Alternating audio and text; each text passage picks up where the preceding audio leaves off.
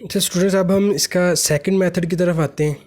तो second method के लिए एक हमें थ्योरम की ज़रूरत है। पहले हम इस थ्योरम का प्रूव करते हैं, उसके बाद सेकंड मेथड की तरफ जाएंगे। ठीक है, सेकंड डेफिनेशन हम कंप्लीट रेजिड्यू सिस्टम की ड्राइव करेंगे इसी थ्योरम की मदद से। तो ये थ्योरम हमें ये कहता है कि अगर ए आपके पास कोई भी सेट ऑफ इंटीजर है और ये सेट ऑफ इंटीजर जो है ये मॉड एम के लिए कंप्लीट रेजिड्यू सिस्टम है। ठीक है, ये set of integer mod M पे कंप्लीट रेजिड्यू सिस्टम है। तो देन हमने इसके लिए प्रूव करना है कि ये जो मॉड एम के लिए मतलब मॉड के अंदर इधर जो भी इंटीजर होगा वो इंटीजर इस सेट के अंदर नंबर ऑफ एलिमेंट्स इस सेट के नंबर ऑफ एलिमेंट्स के इक्वल होगा। ठीक है, मतलब ये वाला मॉड एम के अंदर जो एलिमेंट होगा वो इस ए के नंबर ऑफ एलिमेंट्स के इक्वल होगा। इधर के का मतलब हमारे पास ये है कि इस सेट के अंदर के नंबर ऑफ एलिमेंट्स हैं। ठीक है, तो अब हम इस थ्योरम का प्रूव करवाता हूँ आपको। तो इसका प्रूव में आपके पास सिंपल यही है कि स्टार्ट में हमें इसमें देखें, अभी हम पढ़ के आए थे कि लीस्ट नॉन नेगेटिव रेजिड्यू जो है, लीस्ट नॉन नेगेटिव रेजिड्यू का मतलब ये सेट आपके पास था 0 1 2 अप टू सो ऑन -1। ठीक है, ये भी हमने पढ़ा है। तो ये लीस्ट नॉन नेगेटिव रेजिड्यू जो है ये कंप्लीट रेजिड्यू सिस्टम होता है। ठीक है, मॉड एम के लिए ये कंप्लीट रेजिड्यू सिस्टम है। ये अभी हम इसको पढ़ के आए हैं।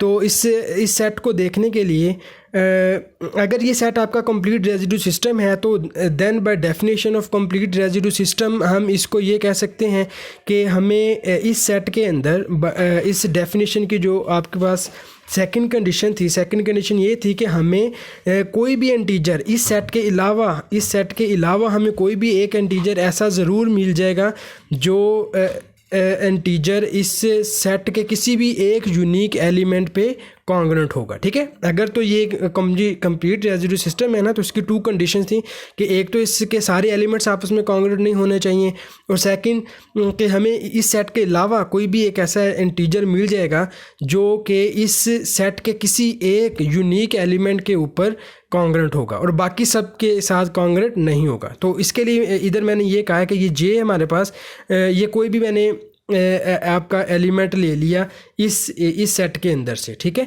तो देयर एग्जिस्ट यूनिक इंटीजर, मतलब ये जे मैंने कोई भी एनी इंटीजर लिया, जैसे हमने डेफिनेशन में बात की थी ना कि there exist any integer N, जैसे हमने बात की थी जो कि इस सेट को बिलोंग नहीं करता, तो वो इंटीजर जो है उसको मैंने इधर जे कह दिया। ठीक है, जे आपके पास कोई भी इंटीजर है, और जे आप ये कह लें कि जे हमारे पास ये वो वाला एलिमेंट है जो कि इस सेट को बिलोंग नहीं करता, क्योंकि हमने इस सेट के अलावा कोई एलिमेंट लेना है। ठीक है, तो जे जो है ये आपका इस सेट को बिलोंग कर रहा है, 1 lesser equal to J lesser equal to K, और there exist unique integer I, और इस सेट में से मैंने यूनिक इंटीजर आई ले लिया। ठीक है, तो आई ये सेट क्योंकि आपका वेरी कर रहा है 0 to m-1 में, तो 0 to m-1 के दरमियान में से कोई भी एक इंटीजर मैंने आई ले लिया। ठीक है, इसको इस फॉर्म में भी आप लिख सकते हैं। तो अब बाय डेफिनेशन ऑफ CRS इसकी जो सेकंड कंडीशन थी मैं वो लगा रहा हूँ। अब इसमें ए जे हमारे पास ये कोई भी एलिमेंट है। अभी अच्छा, असल में इधर हमारे पास ये चीज़ है कि ये 2 सेट आपके पास अब हो गए हैं, एक ये जो गिवन स्टेटमेंट में था और एक ये जो मैंने लिखा था कि लीस्ट नॉन नेगेटिव इंटीजर। तो पहले मैं इसको देख के जो बाहर एलिमेंट हम लेते हैं वो इसमें से ले लूँगा, फिर बाद में इसको मैं लेकर जो बाहर से हमने कोई भी एलिमेंट एनी इंटीजर लेना होता है वो मैं इस सेट से ले लूँगा। तो इस तरह से ये दोनों आपके केसेस हो जाएंगे। ठीक है, तो इसमें यूनिक इंटीजर हमारे पास आई जो है वो मैंने इस सेट से ले लिया।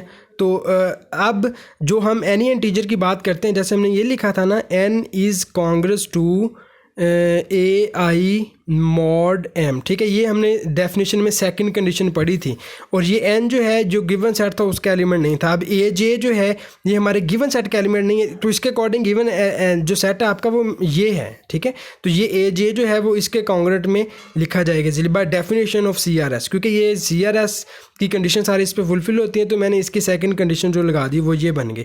तो इस डेफिनेशन के अकॉर्डिंग इसके अंदर क्योंकि m एलिमेंट्स हैं और ये वाला के मैंने क्योंकि किसी बाहर सेट से लिया हुआ है।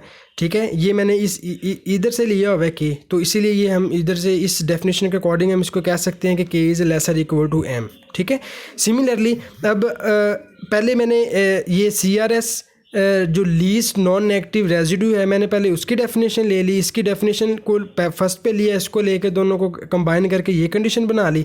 अब मैं पहले ये वाली इस सेट को लूँगा, ये सेट भी क्योंकि हमारे पास कंप्लीट रेजिड्यू सिस्टम है, ये हमें गिवन दिया हुआ है, तो इसके लिए भी हम यही दोनों केसेस करेंगे। पहले मैं इस सेट को रखूँगा, बाद में मैं इस सेट को लूँगा, ठीक है।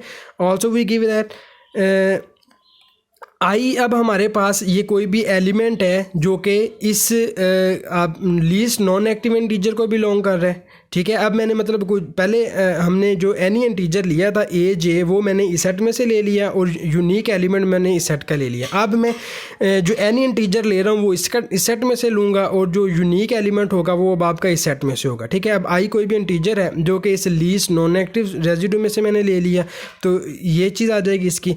और यूनिक इंटीजर जे जो है वो मैंने इस सेट के अंदर से ले लिया, कोई भी एक एलिमेंट जे, और इसको हम लिख सकते हैं I is congruent to a j mod M.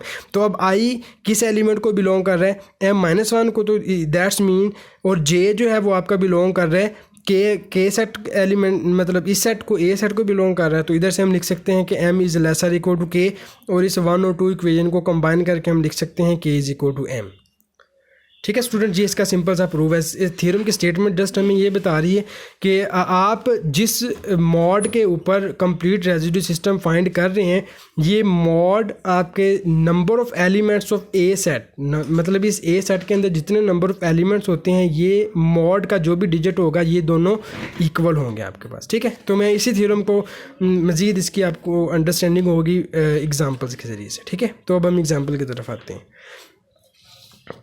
अच्छा, तो पहले तो हम इस थ्योरम की मदद से हमने CRS की एक अदर डेफिनेशन डिफ़ाइन की है। तो इसमें तकरीबन ये सेम ही चीज़ है, वही जो हमने ऑलरेडी पढ़ी हुई है। जैसे इसमें एक कंडीशन आपकी चेंज होगी, मतलब अगर आपके पास कोई भी कंप्लीट रेजिड्यू सिस्टम है मॉड M के लिए, ठीक है। तो ये मतलब ये कंप्लीट रेजिड्यू सिस्टम, ये ए सेट आपका complete residue system mod M उस वक्त होगा जब ये 2 कंडीशंस की फुलफिल होंगी। तो फर्स्ट कंडीशन अब इधर हमने चेंज कर दी थोड़ी सी। फर्स्ट कंडीशन में हमने क्या कह दिया कि A contains exactly M elements, मतलब जो आपका इधर मॉड के अंदर एलिमेंट होगा, इस ए सेट के अंदर उतने ही एलिमेंट्स होने चाहिए, ठीक है। पहली कंडीशन अब इसकी हमने ये चेक करनी है कि जो मॉड M, मतलब जो इधर इंटीजर होगा, उतने ही एलिमेंट्स इस ए गिवन सेट के अंदर होने चाहिए। और सेकंड कंडीशन वही है कि ए सेट के जितने भी एलिमेंट हैं वो सारे आपस में कॉन्ग्रुएंट नहीं होने चाहिए। जो हमने पिछली डेफिनेशन में फर्स्ट कंडीशन पढ़ी थी ना, ये सेम वही कंडीशन है। तो इसकी भी मैं एक एग्जांपल के ज़रिए से आपको इसका एक्सप्लेन करता हूँ कि आपके पास एक सेट है 81, 82, 83 एंड 84। इसको हमने कंप्लीट रेजिड्यू सिस्टम मॉड 4 के लिए प्रूव करना है। तो सबसे पहले इसकी फर्स्ट कंडीशन क्या है कि जो गिवन सेट के अंदर एलिमेंट हैं वो इस मॉड के अंदर जो इंटीजर है उसके बराबर होने चाहिए। तो ये गिवन सेट है आपके पास, इसके अंदर कितने एलिमेंट्स हैं, 1 2 3 4, इसके अंदर 4 एलिमेंट्स हैं। और मॉड में क्या है, इधर भी आपके पास 4 डिजिट, तो ये इसके मतलब मॉड 4 था और सेट के अंदर भी 4 एलिमेंट हैं, तो इसका मतलब ये फर्स्ट कंडीशन आपकी फुलफिल होगी, ठीक है। अब हम आते हैं सेकंड कंडीशन पे। सेकंड कंडीशन ये हमने ऑलरेडी आप लोगों को मैं अभी बता के आया हूँ कि इस जितने भी इसके सेट के अंदर एलिमेंट्स होंगे ये सारे आपस में कॉन्ग्रुएंट नहीं होने चाहिए। तो पहले हम 81 को 82 के साथ प्रूव करेंगे, कि चेक करेंगे कि ये कॉन्ग्रुएंट है कि नहीं। फिर 81 को 83 के साथ, फिर 81 को 84 के साथ, फिर 82 को 83 के साथ, 82 को 84 के साथ, इसी तरह से सारे